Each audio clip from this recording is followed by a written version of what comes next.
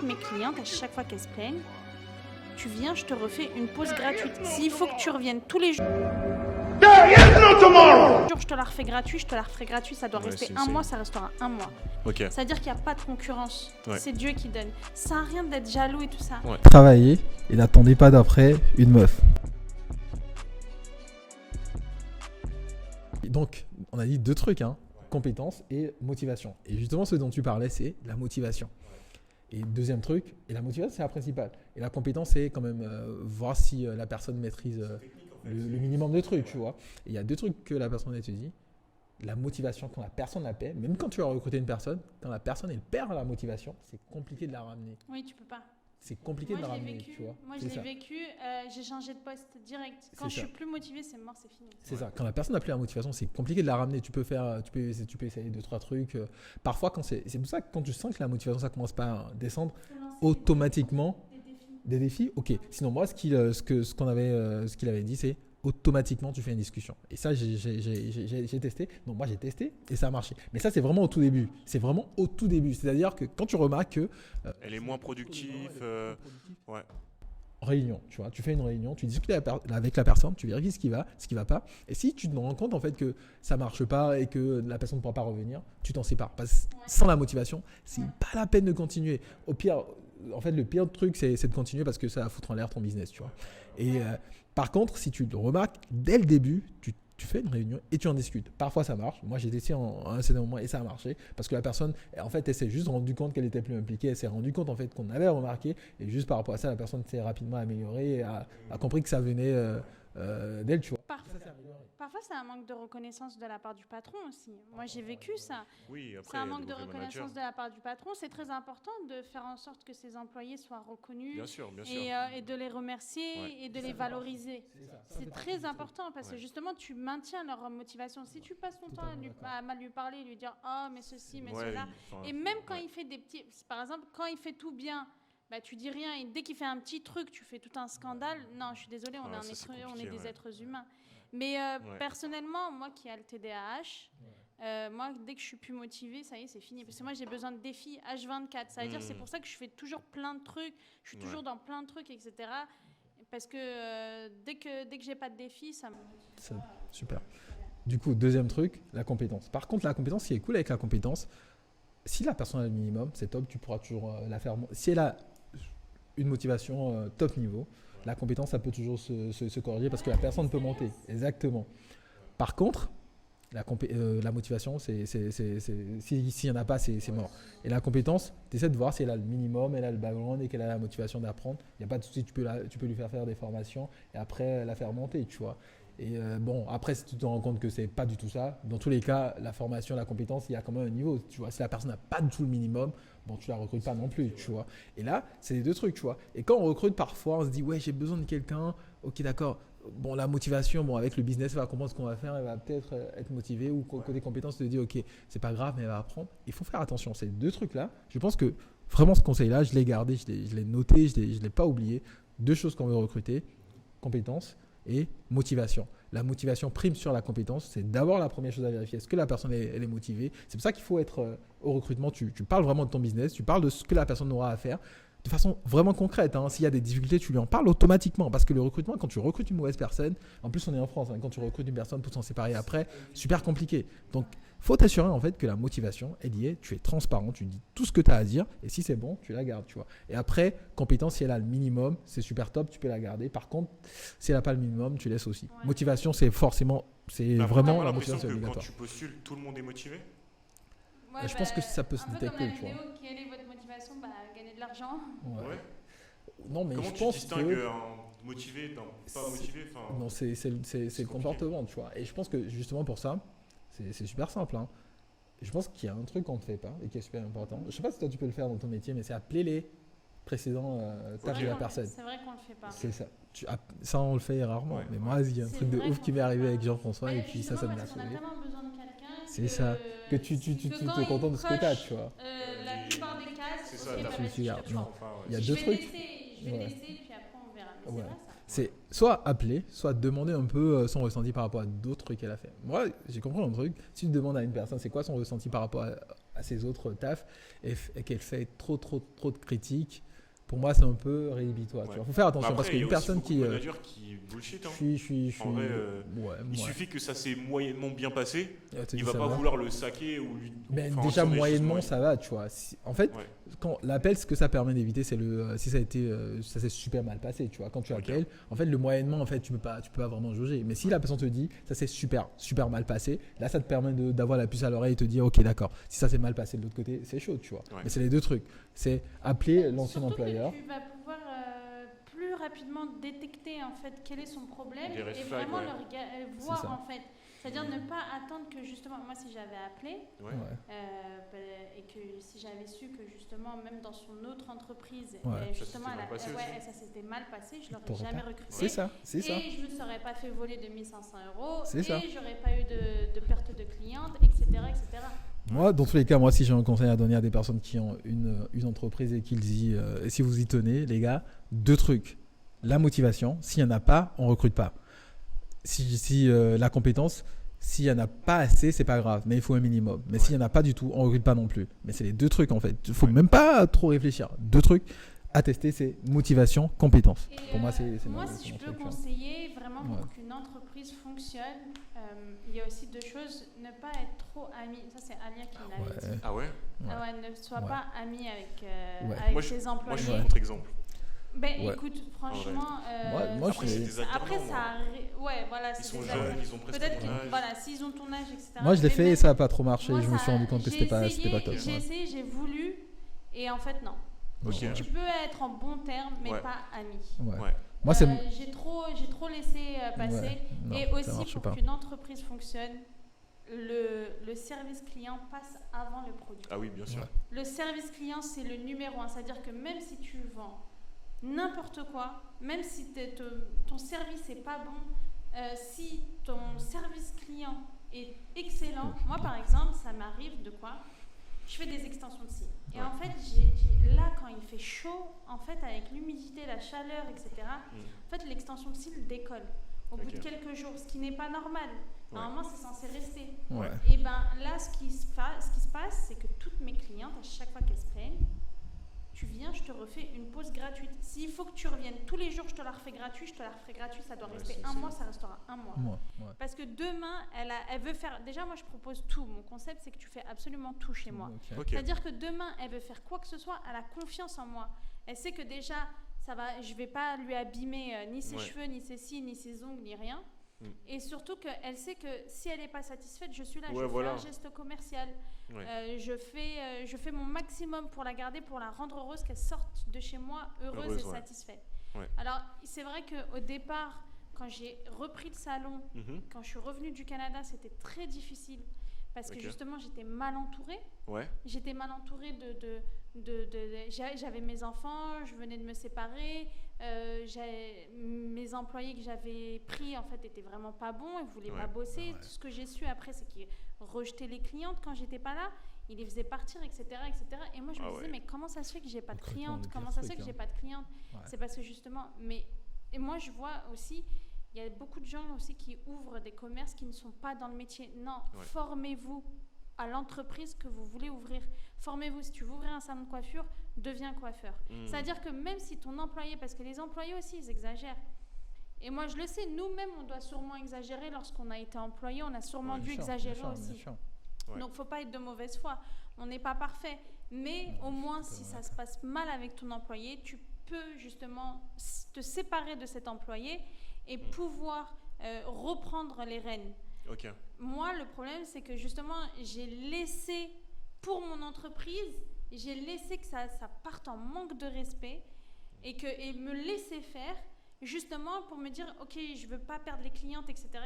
Alors qu'à la base, je suis esthéticienne. Elle, c'était mon esthéticienne. À la base, j'étais esthéticienne. Et franchement, je travaille mieux qu'elle. Mais justement, je voulais être plus dans le management que de travailler. Et en fait, non. Et en fait, tu peux faire les deux. Il faut vraiment ouvrir. Moi, je vois des salons de coiffure qui font faillite parce que le gars, il a un peu d'argent, il ouvre le salon de coiffure et ensuite, il laisse ses employés. Lui, il va ouvrir encore autre chose. il laisse ses employés gérer le salon de coiffure. Donc au départ ça marche, puis finalement elle prend parce que justement il y a la motivation du début. Et puis finalement après qu'est-ce qu'elle fait? Elle prend ses aises et puis elle fait ce qu'elle veut. Non, je veux partir plus tôt aujourd'hui, je veux faire ci, je veux faire ça. Et puis elle rejette les clientes. Et puis le service client est pas bon, etc. C'est compliqué. Et puis tu fais faillite et puis ils le vendent. Moi j'ai une question par rapport à ça. Parce qu'après c'est vrai que toi dans ton salon tu disais que c'est hyper large. Tu peux faire tes cils, tes sourcils, tes ongles. Du coup ça te laisse quand même en fait plein de services que tu proposes dans ton salon. Mais tu sais aujourd'hui on voit beaucoup de petits comptes Instagram popper.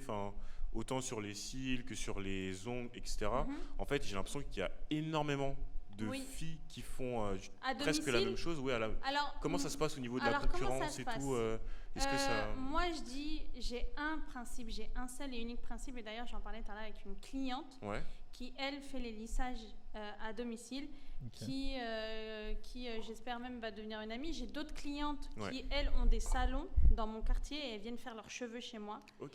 Moi, la seule chose que je dis, c'est la subsistance vient de Dieu. C'est Dieu qui donne la subsistance. Ça veut dire que le matin, quand tu te lèves, Dieu a écrit que là, aujourd'hui, tu vas gagner 10 € ou tu vas gagner 1000 €. Ça veut dire qu'il n'y a pas de concurrence. C'est Dieu qui donne. Ça n'a rien d'être jaloux et tout ça. Et de toute façon, moi là, si je devais avoir tout Paris chez moi, c'est trop. Je peux pas. Et mes gars, c'est moi, comment je fais pour vivre? C'est sûr, ouais. Ça veut dire que je peux pas. Et pourtant, Dieu sait à quel point j'aime travailler.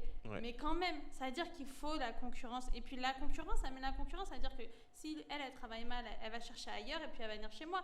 Et puis si elle travaille bien, elle peut venir chez moi pour les cheveux, etc. J'encourage, s'il vous plaît, devenez indépendant. Travaillez, faites quelque chose, s'il vous plaît, ne restez pas bras cassés à rien faire. Bien sûr, à attendre après un mec ou même, je sais pas, rester chez vos parents ou quoi que ce soit. Allez-y, travaillez. Faites en sorte d'avoir confiance en vous. Faites en sorte d'être fiers de vous et que vos parents soient fiers de vous. Vraiment, ne faites... J'ai juste envie de rajouter un truc pour qu'on ne traite pas trop de sexiste. Donc, travaillez et n'attendez pas d'après une meuf. Travaillez dur. Non, super. Du coup, j'ai envie de te dire, donc du coup, je pense qu'on a sauté un peu le truc. Donc là, tu viens d'arriver au Canada, à Montréal, du coup. C'est quoi l'étape d'après? Comment tu fais pour trouver l'étape d'après? Je vais vous dire la vérité. Là, justement, je dois rentrer au Canada pour y laisser mes enfants et tout. Dis-toi, je devais partir la semaine dernière. J'ai dit, ça fait une semaine que je cherche une voiture. J'ai dit, je pose pas un pied au Canada si j'ai pas de voiture. L'étape d'après, avant même l'appartement, c'était la voiture. Là, je pars pas au Canada. Tout le monde me dit, tu viens quand? Tout le monde me dit, tu pars quand? Tu viens quand? Tu pars quand? J'ai dit, je ne pose pas un pied au Canada si j'ai pas une voiture. C'est compliqué, ça, la voiture. C'est trop grand. C'est très grand et c'est mal desservi. Et moi, j'ai acheté une maison au bord de l'eau. Ça veut dire que je suis au fin fond de Laval. Et si j'ai pas de voiture, là, je mets 1 heure pour arriver à Montréal. Ça veut dire qu'on va rester coincé. Même si j'ai la piscine à la maison, même si j'habite dans un super quartier, etc. Sans la voiture, c'est compliqué, Non, je suis handicapée, moi. Mais tu sais, c'est pour ça que la France, c'est pas mal. Bon, région parisienne tout au moins. Par rapport aux infrastructures, mais c'est aussi plus ancien. Non, je suis d'accord. C'est en extension, finalement. Tout est à faire. C'est très grand. C'est vrai que ça se compare pas parce que le Canada, c'est super grand, tu vois. Non, mais ce que je voulais dire, c'est qu'on va pas se mentir, en Île-de-France, bon, il y a certaines zones qui sont pas super bien desservies, mais en Île-de-France, de façon générale, c'est plutôt bien desservi, quoi, tu vois. Donc après, voiture. Donc deuxième étape, voiture. Mais comment tu fais pour avoir la voiture? Parce que là, on est à 125 €, on est d'accord. Comment tu fais pour avoir une voiture avec son examen? Et que Dieu me la préserve, ma maman chérie. Ok. Les mamans, franchement. Mais du coup, tu sais quoi, le pire, c'est que je suis honteuse parce que sans elle, ça aurait été galère. Compliqué. Mais du coup, moi j'ai une question. J'ai une question. Moi, je suis comme ça. Je pose des questions à chaque fois. Qu'est-ce que vous pensez du thème self-made man? Est-ce que toi tu te considères comme self-made man, tu vois? Le terme self-made man, c'est-à-dire self-made woman. Ou est-ce qu'il y a un thème français pour le dire? Soi-même, tu vois. Toute seule, sans avoir une aide de la famille ou sans avoir une aide financière d'une personne qui a déjà réussi, disons. Franchement, qu'est-ce que vous pensez de cette théorie-là? Parce que vous dire, ça existe. Je pense que oui, ça existe. C'est bête, mais je pense Oui et non en fait, parce que je pense à le film là, À la recherche du bonheur de Will Smith. Franchement, c'est super inspirant celui-là. C'est super inspirant. Il est super inspirant. Et après, je me dis, est-ce que même il s'est fait tout seul parce que finalement, on lui a donné sa chance. C'est ça. Mais en même temps, il a bossé pour. Ça veut dire que tu vois, moi par exemple, demain, imaginons, moi pourquoi je suis revenue, parce que ma mère. Justement, elle voulait vendre le salon. Et moi, elle l'a acheté quand j'avais 8 ans. J'en ai 32. Je lui dis non, le salon, c'est mon petit frère. Il n'y a personne qui va toucher au salon. Il n'y a personne qui va reprendre le salon. Je te dis, il est pour ma fille, qui va le donner à sa fille, qui va le donner à sa fille. Ce salon-là, c'est de génération familiale. Empire. C'est ça, il est de génération en génération. Mais, et en fait, ça veut dire que, ok, je l'ai récupéré, mais... C'est vrai que pour le monter, je le fais quand même toute seule. Pour le développer, je fais énormément de choses toute seule. Alors j'ai ma mère derrière qui justement me soutient pour m'aiguiller et tout. C'est elle d'ailleurs qui m'a dit, parce que moi, l'esthéticienne en question, ma mère, elle ne supportait pas. Et à chaque fois, elle me disait, tout, vire-la. Et moi, je disais, non, maman. Moi, je disais, mais...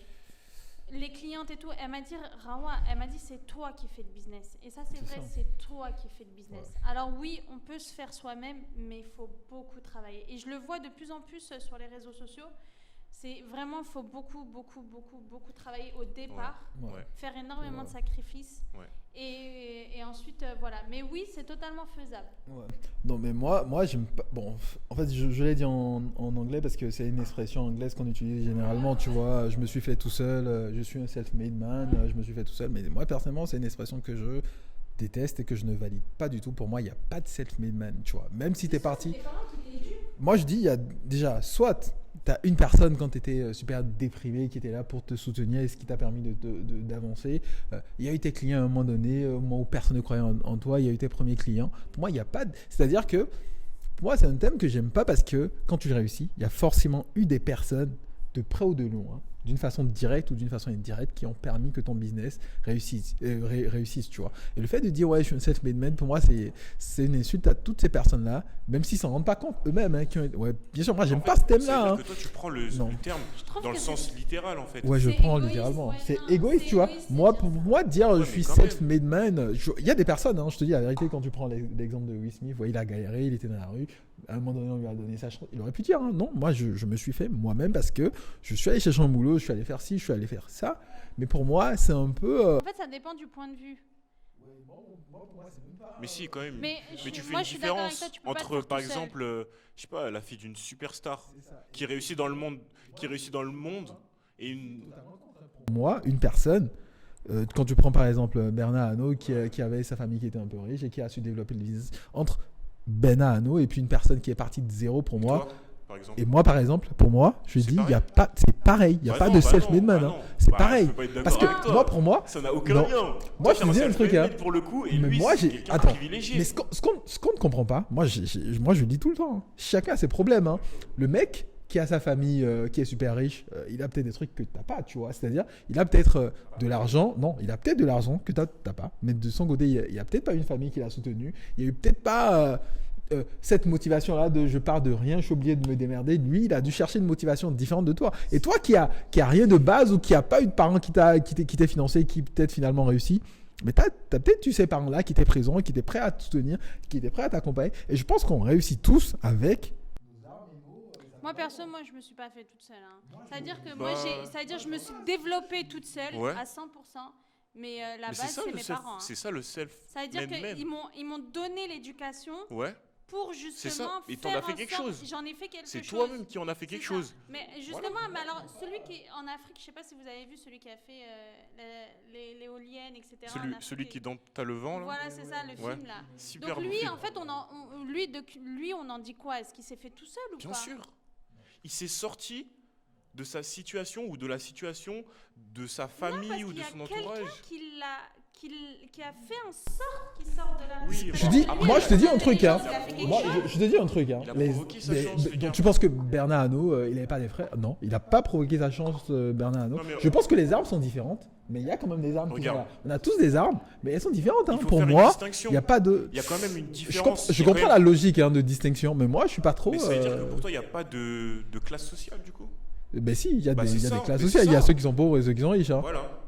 Mais c'est pas parce que t'es pauvre que tu t'en es que tu réussis. T'es un self-made mec. C'est pas parce que t'es regarde, que tu faut vraiment que tu comprennes que au-delà de l'apport financier que ta famille peut t'apporter, il y a aussi toute la culture. Toute l'éducation. En fait, c'est ce qu'on appelle le capital intellectuel. Le capital intellectuel. Tu as accès à un réseau. Ça veut dire que demain, tu auras besoin de financement. Mais ton père, il connaît le mec qui dirige la Société Générale. Tu as besoin d'un local. Mais l'autre, c'est un mania de l'immobilier. C'est sûr que c'est plus facile. Mais moi, j'ai envie de te dire. Mais moi, j'ai envie de te dire un truc aussi. Mais moi, j'ai envie de te dire aussi. Mais moi, je te dis aussi un truc. Regarde. Moi, je te dis un truc aussi. Mais moi, je suis né dans une famille super riche. Bon, pas moi, mais je caricature. Je suis né dans une famille super riche. Mes parents ont de l'argent. J'ai même pas besoin de travailler pour gagner de l'argent. Moi, si je reste chez moi, je fais rien, je suis riche à vie. J'ai aucune motivation de me lever, d'aller faire un truc de ouf. Mais je le fais quand même.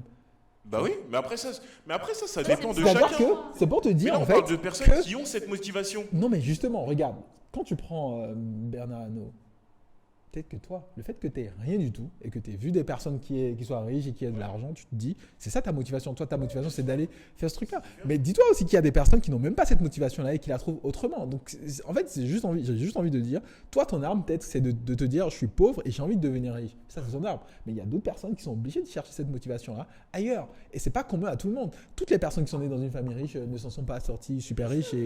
Donc, en fait, on s'en sort. Chacun ses armes. Pour moi, chacun a son arme. C'est-à-dire qu'il y a des personnes qui sont super riches, qui ont comme arme le pouvoir financier de leurs parents ou tout ce que tu veux, ou les connaissances, le réseau. Et il y a des personnes qui ne sont pas forcément riches et qui ont une autre motivation. La motivation de leurs parents qui leur donne énormément d'amour. Donc toi, on ne se fait pas tout seul et toi, tu dis qu'on peut se faire tout seul. Ouais. Toi, tu dis qu'on ne peut pas se faire tout seul. On ne se fait jamais tout seul. On se fait forcément soit avec l'accompagnement de ses parents, mais non, mais soit avec après, moi, je fais une distinction de ses premiers clients. Je fais une distinction. Mais quand tu crées une entreprise, tu vas chercher des clients, tu vas chercher des investisseurs, tu vas chercher des partenaires. Oui, mais justement, c'est l'investisseur lui-même qui va venir et qui va t'aider. Et c'est lui. Non, c'est toi qui vas aller le chercher. En fait, lui, en fait, vous avez deux points de vue. Il y en a un qui va dans le détail et l'autre qui ne va pas dans le détail. Bernard Arnault, tu penses qu'il n'a pas dû négocier des trucs? Tu penses que Bernard Arnault a dû être... C'était beaucoup plus facile quand tu sais que tu as une famille qui sont déjà un apport. L'entrepreneuriat, c'est un apport de plusieurs millions d'euros. Moi, je pense. C'est Alia qui m'aide. Moi, regarde, moi je te dis, regarde, vas-y, est-ce que tu veux que je te donne un exemple? L'entrepreneuriat, c'est facile pour personne. Regarde, est-ce que tu veux que je te donne un exemple? Par exemple, moi je peux te donner l'exemple de ma mère. Concret. Ma mère, elle est arrivée, au départ, ma mère, en fait, elle veut lancer une entreprise dans l'agroalimentaire. Il faut savoir que dans ce secteur-là, quand tu n'as pas quelqu'un qui est déjà dans le secteur de l'agroalimentaire, c'est très difficile. Parce que c'est un secteur super fermé. C'est un lobby. Tout le monde se connaît. Tout le monde en fait s'aide. Tout le monde se file de l'argent. Ok, toi tu fais ça, ok. Mais si tu n'es pas dans ce cercle, c'est très compliqué. Très compliqué. Et même quand tu veux lancer un produit, tu sais, dans l'agroalimentaire, faut aller dans des usines, il faut faire des recherches, parce qu'on est en France. Mais tu sais que juste pour faire une toute petite maquette comme ça, parce que moi, le lundi, j'ai un meet-up entre femmes entrepreneuses toutes les lundis. Ouais. Et il y en a une, justement, qui veut lancer les produits carabéens, etc. 7 000 € juste pour faire le test là, en laboratoire. Exactement. 7 000 €. Et on n'a pas des masses, hein. Il n'y en a pas beaucoup des laboratoires. Et pour aussi rentrer dans ces laboratoires, il faut aussi des contacts. Et tu vois, pendant des années,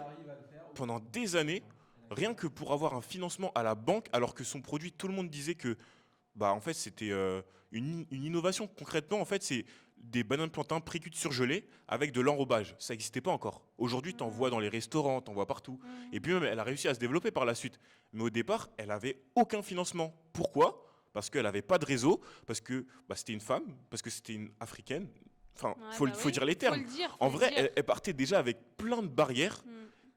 Et elle n'avait pas le profil, en fait. Quand tu te présentes devant une banque, tu présentes ton business plan. Mais malheureusement, il y a aussi des biais psychologiques où quand tu n'as pas le profil type, tu ne sors pas de telle école, tu n'as pas un certain nom, et c'est beaucoup plus compliqué. Et dans ce cas-là, moi, je pense que...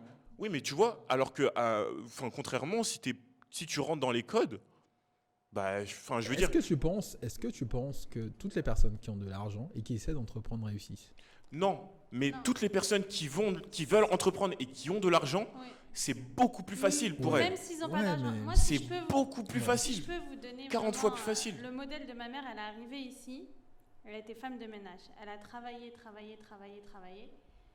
Et elle a mis de côté. Elle a acheté un petit terrain en Tunisie. Ok. Elle a acheté un terrain. Elle a eu l'opportunité d'acheter le salon. Et elle a vendu son terrain. D'abord, dis-toi que elle mettait tout son argent de côté chez sa sœur. Sa sœur, elle lui a tout volé. Ouais, ensuite, elle a dû pendant des années. Ensuite, quand même t'es proche. Même t'es proche. Et dis-toi qu'après, elle a dû retravailler encore pendant des années pour remettre de l'argent de côté et acheter le terrain. Et ensuite, quand elle a acheté le terrain, elle a eu l'opportunité d'acheter le salon. Elle a vendu son terrain, récupéré l'argent et là, elle a acheté le salon. Tu vois Je pense que là, oui, on peut dire qu'elle s'est fait toute seule. Donc ça existe. Ouais, c'est vrai que ça existe. Ma mère, Voilà. Mon père, et moi, ma mère, c'est pareil. Aujourd'hui, elle a développé mon père, c'est pareil. Il est arrivé ici, il était épicier. D'ailleurs, c'est comme ça qu'ils se sont rencontrés. Il était épicier chez quelqu'un, au Lila, dédicace. Et en fait,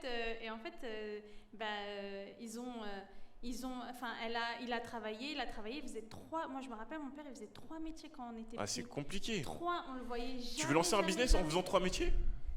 C'est compliqué. Alors que si tu as une famille privilégiée, tu sais que et finalement, tu peux te donner corps et âme. Je pense juste qu'on n'a pas les mêmes problèmes, tu vois. Je pense qu'on n'a pas les mêmes problèmes. Non, c'est les gens qui appellent, qui disent ouais, tout, regarde, j'ai ça. Est-ce que tu peux m'aider ? Est-ce que ceci ? Maintenant, tout le monde l'appelle. Mais moi, je te donne. Justement, lui, c'est quoi l'avantage qu'il a ? C'est que lui, déjà, de base, lui, son business, il développe de zéro, de rien du tout, tu vois. Donc, quand tu développes ton business de rien du tout, tu maîtrises tous les rouages. Et forcément, après, tu peux que monter, tu vois. Ouais, mais. Ça peut que monter, tu vois. Ouais. Par contre, quand tu développes ton business avec de l'argent, donc tu as beaucoup d'argent, tu sautes les étapes, tu vois. Et après, pour le développer, ça peut être compliqué. Donc, je te dis, tout ce que je veux dire, c'est quoi ? C'est que dans certains cas, tu as des avantages. Et du coup, qui sont des inconvénients pour d'autres personnes. Et inversement, tu vois, de l'autre côté, tu as des avantages qui sont des inconvénients pour toi. Quand ça met du temps à monter, franchement, tu peux avoir une baisse de motivation. Ouais, ben il faut être tenace, quoi. C'est pour ça que dans l'entrepreneuriat. Après, ça, c'est ta personnalité. Si t'es pas quelqu'un de déterminé, de patient, et que moi, je te dis la vérité.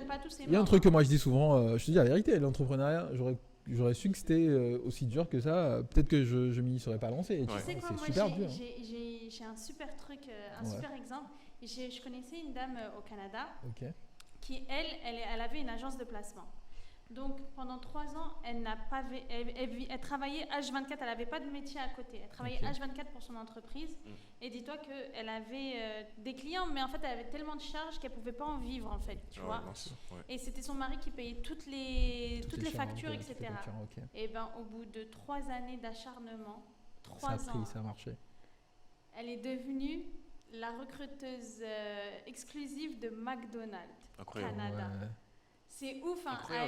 Franchement, c'est dingue. Ouais, c'est pour ça, en fait, les statistiques, ça dit quoi dans le milieu des startups ? Quand on te dit, la plupart des entreprises qui finissent par fermer, c'est pas parce qu'ils font faillite, c'est juste parce qu'à un moment donné, ils décident que vas-y, on a trop essayé et puis on arrête, tu vois. Donc en fait, ce qui fait la différence, c'est de tenir. C'est pour ça que c'est important de se développer aussi. C'est de se développer, de changer, d'analyser un peu la diversité de son secteur, la modernité qu'on apporte, etc. Et puis aussi utiliser les réseaux sociaux. Moi, je suis nulle en réseaux sociaux. Il y a beaucoup d'entreprises qui ne veulent pas investir dans les community managers. Mais en vrai, c'est le métier de demain. Mais tu ne penses pas que c'est parce qu'elles ne comprennent pas encore ? Il y a aussi beaucoup d'entrepreneurs qui ne comprennent pas. Non, mais parce qu'en fait, elles se disent, moi, je peux le faire toute seule. Ouais, je vais payer quelqu'un pour le faire. Mais finalement, c'est ça qui t'apporte. Moi, comme je le dis, sans Alia, je suis handicapée. Enfin, j'arrive plus. Elle me fait tout. Elle me fait tout. J'ai le moindre petit problème, le moindre petit truc. Allô, Alia, est-ce que tu peux Alia, est-ce que tu peux bosser pour RDV pendant quelques temps?